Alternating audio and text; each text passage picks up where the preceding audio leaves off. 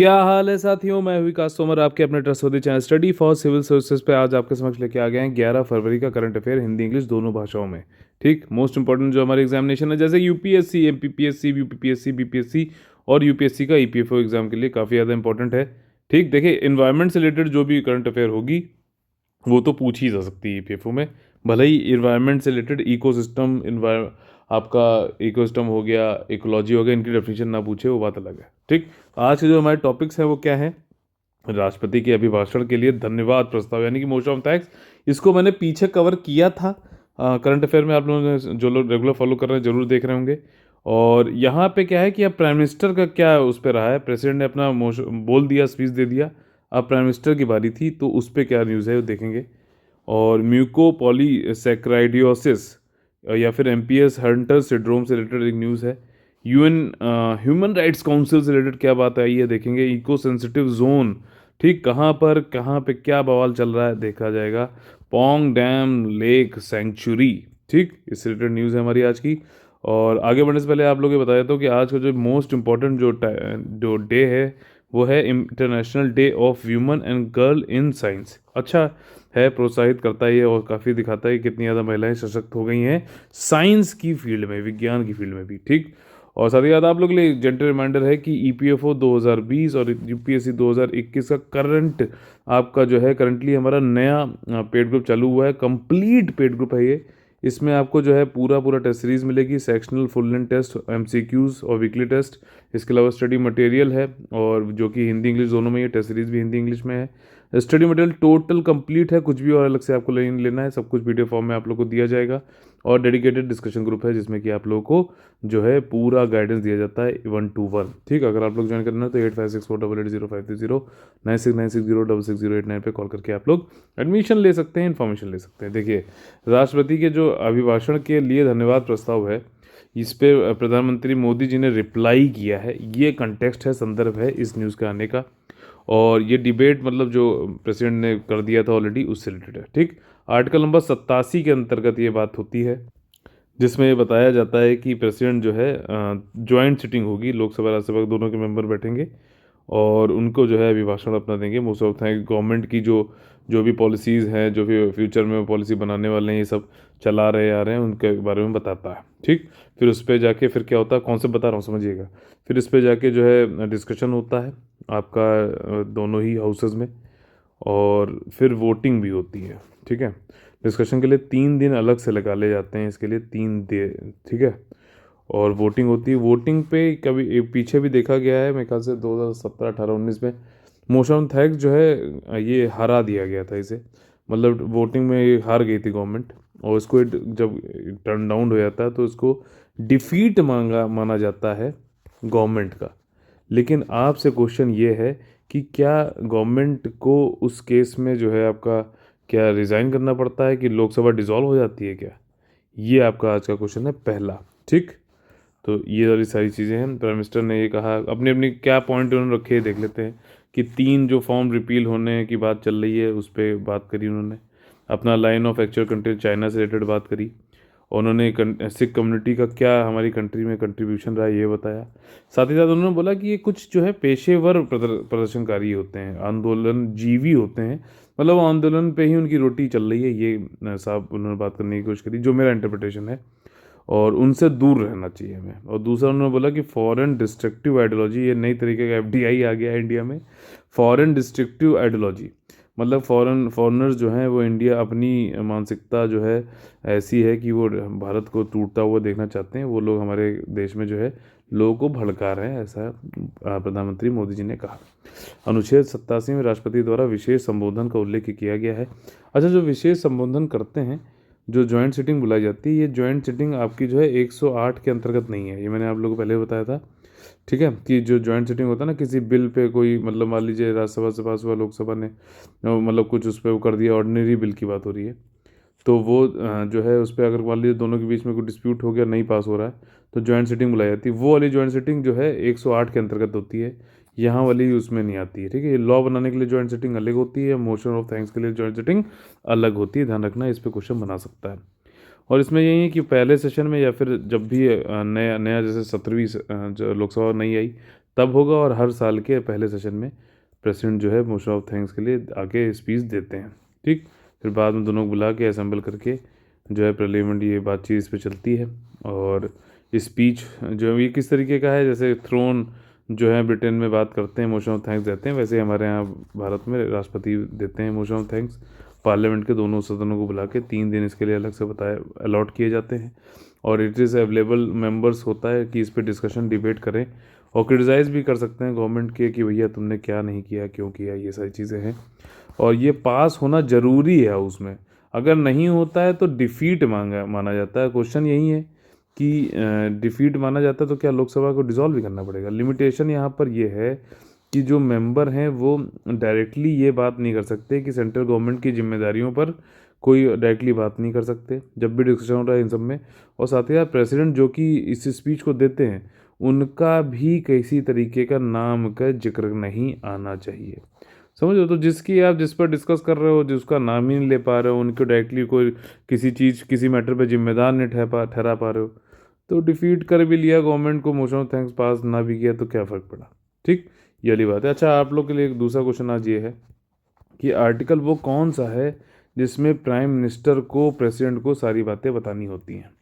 बहुत सिंपल सा है, लेकिन मैं पूछ रहा हूँ क्योंकि कई लोग हमारे पेड ग्रुप में ये पूछ रहे थे कि सर आप होमवर्क नहीं दे रहे हैं। बहुत अच्छी बात है, बहुत अच्छा लगता है मुझे कि कितना डेडिकेटेड हैं आप लोग। ठीक, देखिए दूसरा आज की जो हमारी न्यूज़ है वो है हंटर सिंड्रोम से। ये एक तरीके की, अच्छा पहले कंटेक्ट समझ लेते हैं।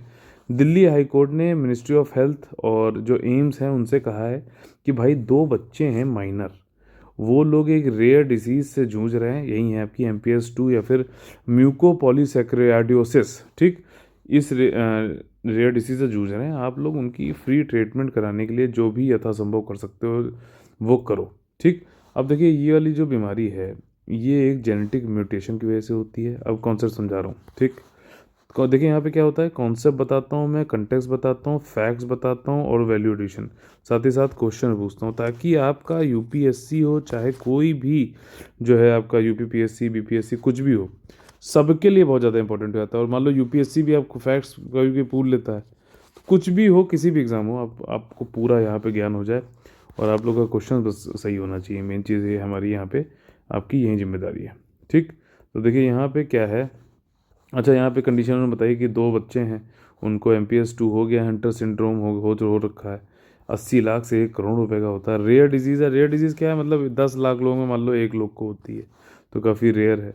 और हाई कोर्ट ने यही कहा है कि ट्रीटमेंट का क्या कुछ कर सकते हो, पैसे वैसे का तो इंतजाम करिए आप लोग। ये एक रेयर डिसीज़ है क्योंकि कम लोग को होता है और ये पास डाउन होती है फैमिलीज़ को, मतलब जो पेरेंट्स हैं उनसे पास हो जाएगी नेक्स्ट जनरेशन पे।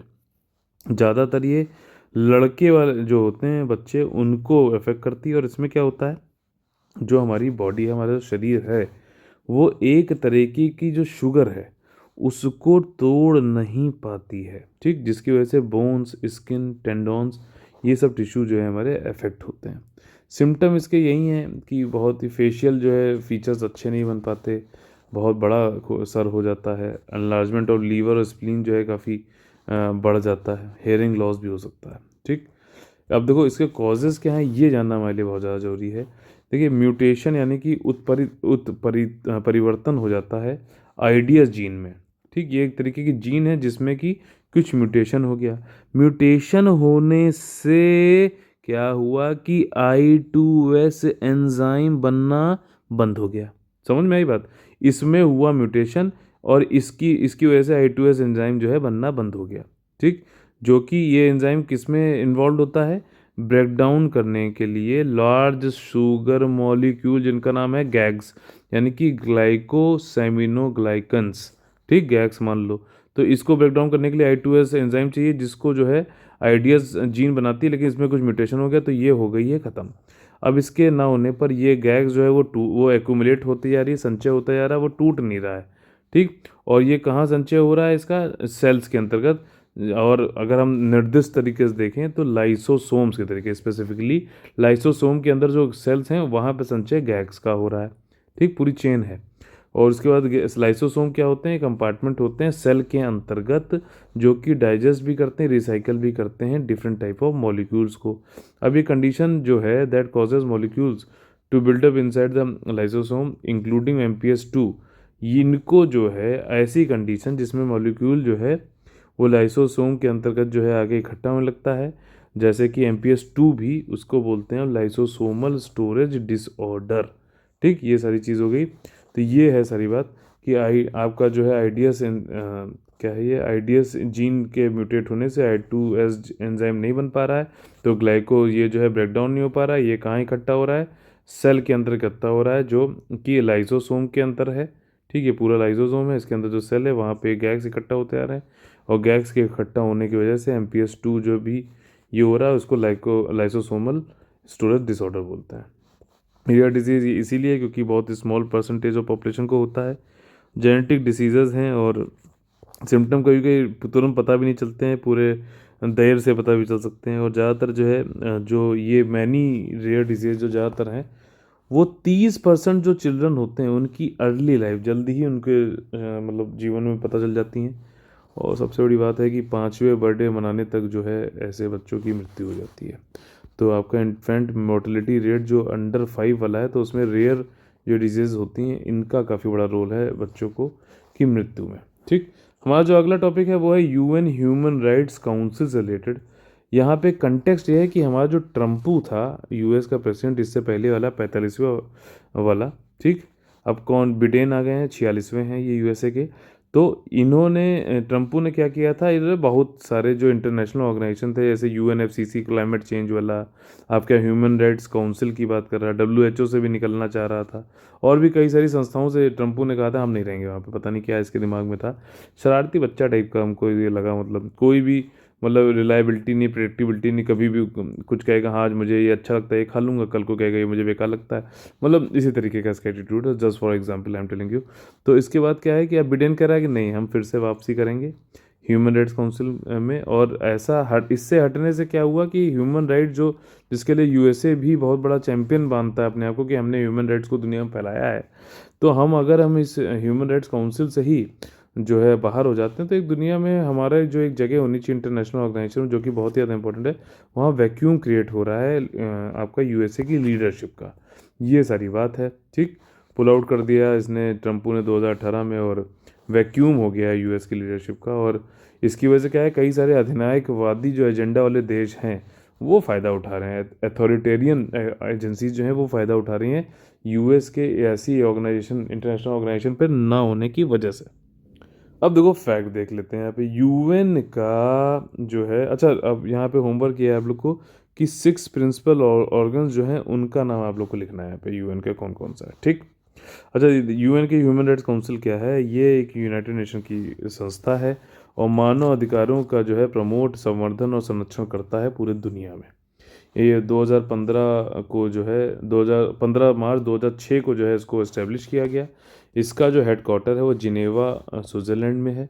इसमें 47 मेंबर होते हैं। ठीक, पूरी दुनिया में 47 मेंबर होते हैं। क्यों? क्योंकि रीजनल बेसिस पे इसकी मेंबरशिप 47 मेंबर जो भी आया, जैसे मान लीजिए उसके 3 साल की उसका टेन्योर होता है, उसके बाद फिर बदल जाएगा, फिर दूसरे रीजन से जो है फिर आ जाएंगे। तो वैसे UN में तो बहुत सारे देश हैं, लेकिन ये रीजनल बेसिस पे है तो इसलिए 47 होता है। अच्छा भी है, रोटेट होता रहता है। और संयुक्त राष्ट्र सुरक्षा परिषद की तरह नहीं है कि 5 लोग जो हैं वहीं बैठे हुए हैं और सबको जो है सबके साथ में डिस्क्रिमिनेशन करते हैं। ठीक, तो यहाँ 5 रीजन्स जो हैं वो देखना जरूरी है। अफ्रीका पहला है, दूसरा है एशिया पैसिफिक, ठीक, तीसरा है लैटिन अमेरिका एंड कैरेबियन, चौथा है वेस्टर्न यूरोप और पांचवा है ईस्टर्न यूरोप। ठीक, यहाँ पे ये इनके 3 सेशन होते हैं पूरे साल में, मार्च, जून, सितंबर में। और United nation human rights council जो होते हैं, जो भी इनके जो भी रेजोल्यूशन पास होते हैं, ठीक, वो गैर बाध्यकारी होते हैं। जो भी प्रस्ताव पारित होंगे वो गैर बाध्यकारी मतलब बाइंडिंग नहीं होते। और इसमें पीरियोडिक रिव्यू भी होता रहता है जो भी रेजोल्यूशन होते हैं।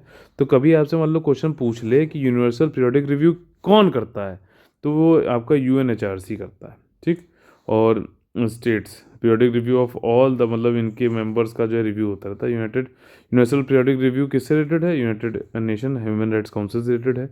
अच्छा, ये कौन कौन से 5 तरीके हैं? विश्वव्यापी पहुँच, global list, condemning the violation, उल्लंघनों की निंदा, मुद्दा आधारित गठबंधन, कंट्रोवर्शियल सब्जेक्ट एरियाज और रोल ऑफ स्पेशल रैपर्चर। ठीक, विशेष तालमेल की भूमिका। ठीक, ये आपका UPR जो है ये नेशन वाइड डायलॉग पे भी फोकस करता है, मोटिवेट करता है किसी कंट्री के अंतर्गत। और यूएन के जो मेंबर हैं वो स्टेट हैं, मेंबर स्टेट हैं, वो एग्जामिन करते हैं कि उनके यहाँ मानव अधिकार जो है रेगुलर बेसिस पे कि सही से उनको सुरक्षा है कि नहीं है। इससे जो है ट्रांसपेरेंसी, पारदर्शिता और जवाबदेही भी बढ़ती है यूएनएससीआर के जरिए। ठीक है। अच्छा, यूएनएचसीआर ने जो है बोला था कि जब रोहिंग्या वाला क्राइसिस हुआ था, जितना मुझे याद आया, तो उन्होंने बोला था दुनिया में सबसे ज़्यादा प्रोसिक्यूटेड अगर कोई कम्युनिटी है तो वो रोहिंग्या की है। अच्छा, म्यांमार देखो, मतलब कितनी विडम्बना है। म्यांमार जो है बुद्धिस्ट कंट्री है, ज़्यादातर लोग वहाँ के बुद्धिस्ट हैं, जो अहिंसा के लिए हमेशा जिन्होंने बात करी, और काफ़ी मतलब शांत वो माने जाते हैं बुद्धिस्ट। लेकिन देखिए म्यांमार में इन्होंने रोहिंग्या के साथ, और अभी देखिए क्या चल रहा है, मिलिट्री रूल फिर से आ गया है, क्या डेमोक्रेसी नहीं आने दे रहा है। ठीक। अगला जो हमारा टॉपिक है वो है पारिस्थितिकी तंत्र, पारिस्थितिकी संवेदनशील क्षेत्र यानी कि इको सेंसिटिव जोन्स।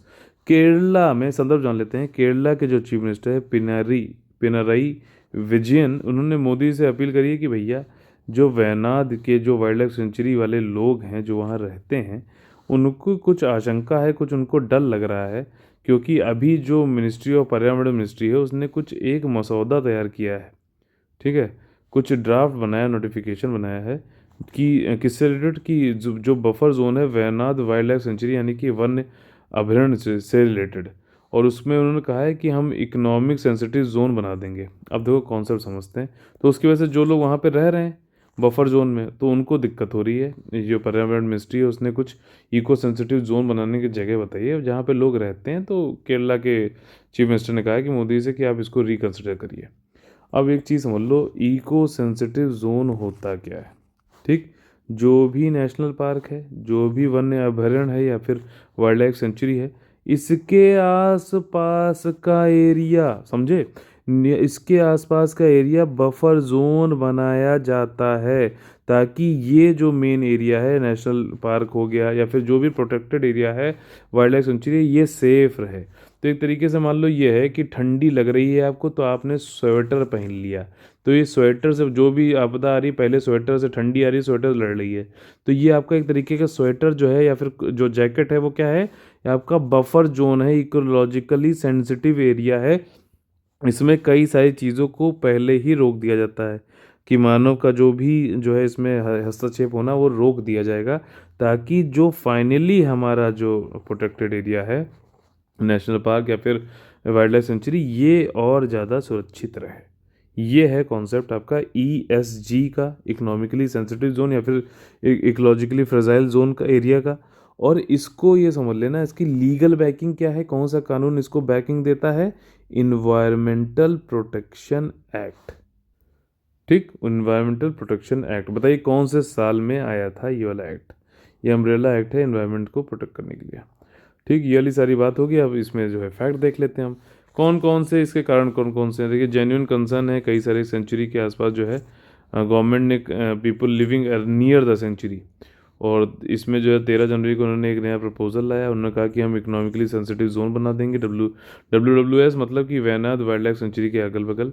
और इस पे मतलब केंद्रीय जो है आपके ये केरला वाले चीफ मिनिस्टर, इन्होंने कहा कि यार जो डेंसली पॉपुलेटेड एरिया उनको तो छोड़ दो यार, क्यों मतलब इसमें कर रहे हो आप, ये वाली बात है। और लोग तो हमेशा से यहाँ पे जो है वाइल्ड लाइफ के साथ रह वह रहे हैं, ये उसके साथ मतलब ऐसा तो है ना कि ये उसको कोई हस्तक्षेप करते हैं, तो उसी का पार्ट है, ये उनका कहना है कि ठीक।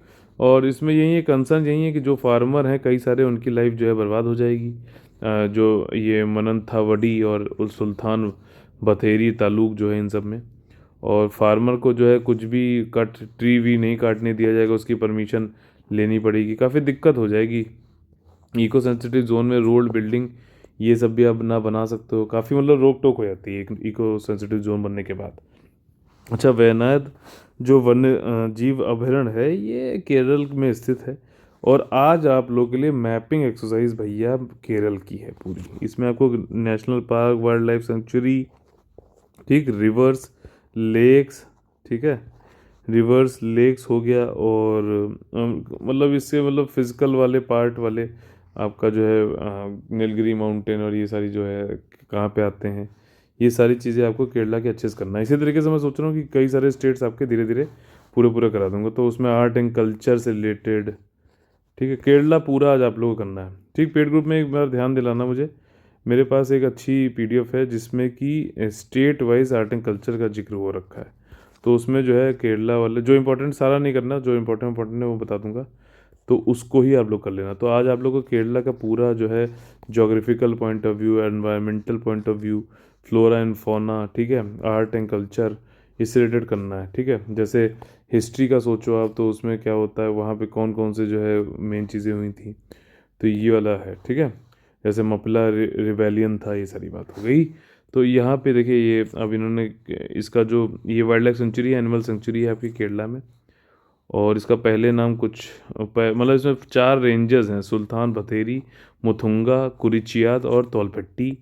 और 1973 में जो सेंचुरी था बनाया गया, और इसको जो है वो ये इंटीग्रल पार्ट है किसका, नीलगिरी बायोस्फीयर रिजर्व का।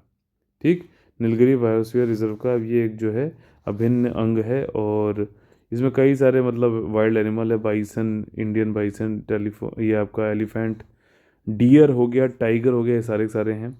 और second largest wild life sanctuary है केरला की, पहली कौन सी है? ठीक, ये बताइए। वाइल्ड लाइफ एरिया जो है ये कई सारे बहुत रेयर एंडेंजर्ड स्पेशीज और फ्लोरा फौना है यहाँ पर। इको सेंसिटिव जोन और या फिर इकोलॉजिकल फ्रेजाइल एरिया जो होता है, ये आपका जो है मिनिस्ट्री ऑफ एनवायरनमेंट जो है नोटिफाई करता है, और ये मतलब इर्द गिर्द घूमता है प्रोटेक्टेड एरियाज, नेशनल पार्क, राष्ट्रीय उद्यान और वाइल्ड लाइफ सेंचुरी के आसपास। ठीक, 10 किलोमीटर का एरिया जो है उसको ये लोग प्रोटेक्ट कर देते हैं, इको सेंसिटिव जोन बना देते हैं। ये एक तरीके से शॉक एब्जॉर्बर्स हैं। ठीक, कुछ भी मतलब मान लीजिए एकदम से कोई ऐसा पेस्टिसाइड या फिर कोई ऐसा टिड्डी टाइप का अटैक हो गया, तो पहले 10 किलोमीटर में जो ये इको सेंसिटिव जोन बनाया गया है वहीं पे कंट्रोल कर दें, जो प्रोटेक्टेड एरिया उसको नुकसान ना हो, ये वाली बात है। ट्रांजिशन जोन होता है हाई प्रोटेक्शन से लेसर प्रोटेक्शन के बीच में। और ये आपका जो नीलगिरी बायोस्फीयर रिजर्व में आपका वेस्टर्न घाट्स में देखो बताया गया है कि कौन पूरा मतलब वो है आपका मुद्दुमलाई टाइगर रिजर्व हो गया, बंदीपुर टाइगर रिजर्व हो गया, वैनाड हो गया। ठीक है, और ये BRTWS है, सत्यमंगलम।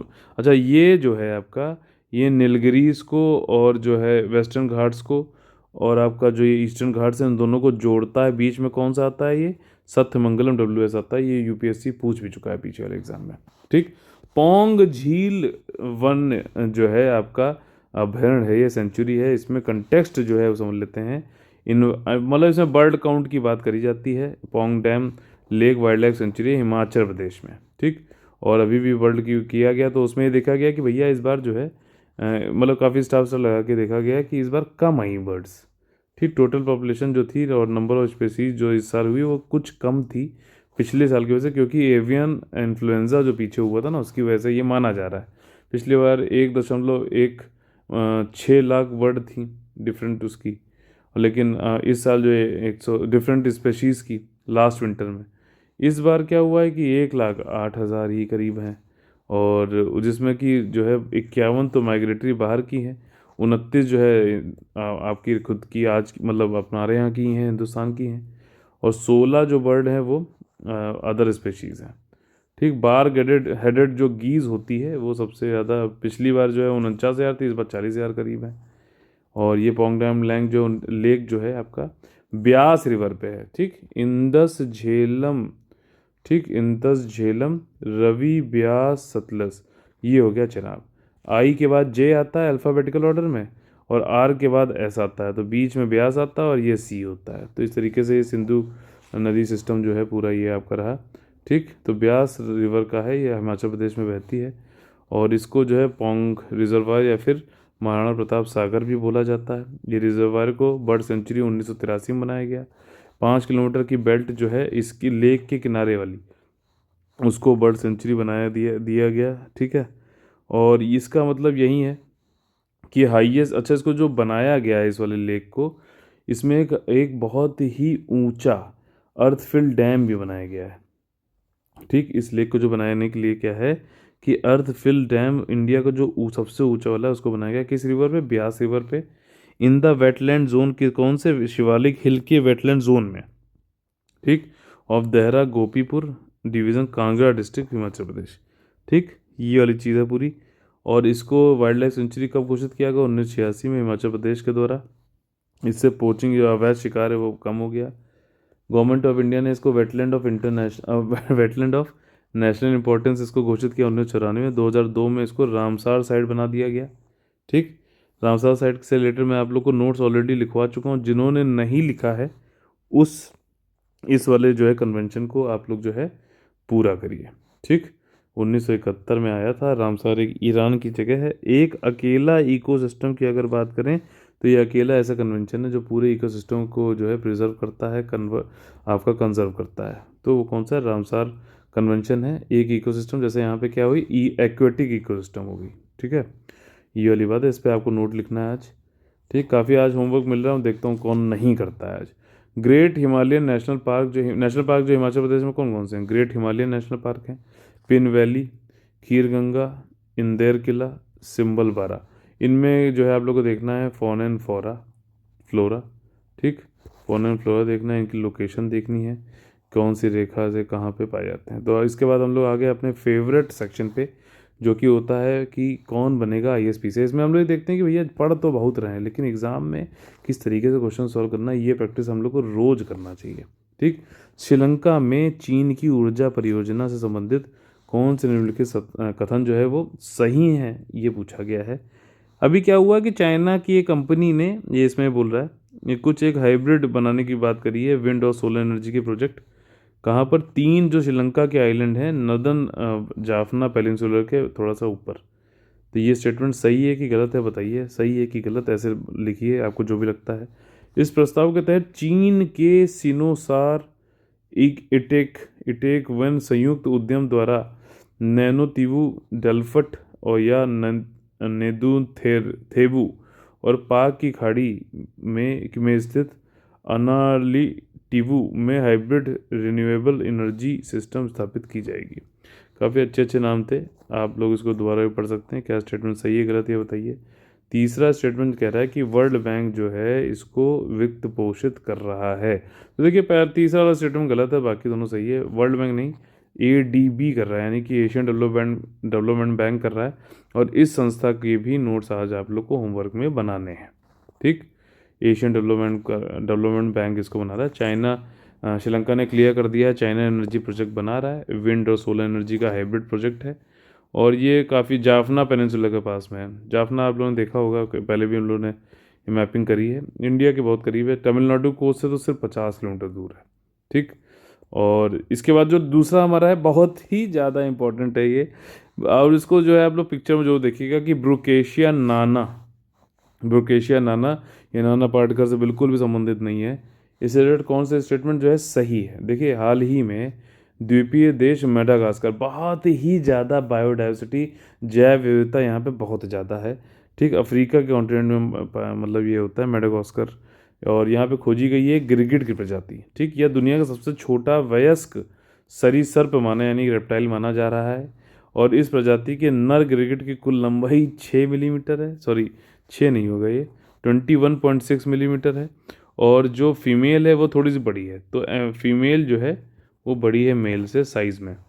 ठीक, और बहुत ही खूबसूरत है, सारे स्टेटमेंट्स में सही है। इसमें पहले माना जा रहा था कि चैमेलियन की मतलब गिरगिट की ब्रुकेशिया माइक्रा जो है वो सबसे स्मॉलेस्ट, लेकिन अब ये ब्रुकेशिया नाना जो है वो सबसे ज़्यादा स्मॉलेस्ट हो गया है। तो इसी तरीके से जो है हमारा यहाँ पे जो है करंट अफेयर ख़त्म होता है आज का। और अगर आप लोग को हमारा करंट अफेयर अच्छा है तो लाइक शेयर सब्सक्राइब आप लोग कर सकते हैं, और लाइक करने से जो है बहुत ही ज़्यादा हम लोग को मोटिवेशन मिलती है। इसी तरीके से अगर आप लोग को हमारा जो है पर्सनल गाइडेंस अच्छा लगता है तो आप लोग हमारे साथ जुड़ सकते हैं। यूपीएससी और ईपीएफओ के नए पेड ग्रुप हमारे चालू हो चुके हैं। कंप्लीट पेड ग्रुप है, इसमें टेस्ट सीरीज, स्टडी मटेरियल पूरा और डेडिकेटेड डिस्कशन ग्रुप होता है। इसमें कि कंटिन्यूस हैंड होल्डिंग एक्सरसाइज होती है, जिसमें आप लोग के सारे डाउट्स पर्सनली सॉल्व किए जाते हैं। अगर आप लोग को ज्वाइन करना है तो आप लोग जो है कॉल कर सकते हैं 8564880530 और 9696066089 पे कॉल करके आप लोग एडमिशन ले सकते हैं। जय हिंद, जय Bharat, all the very best है।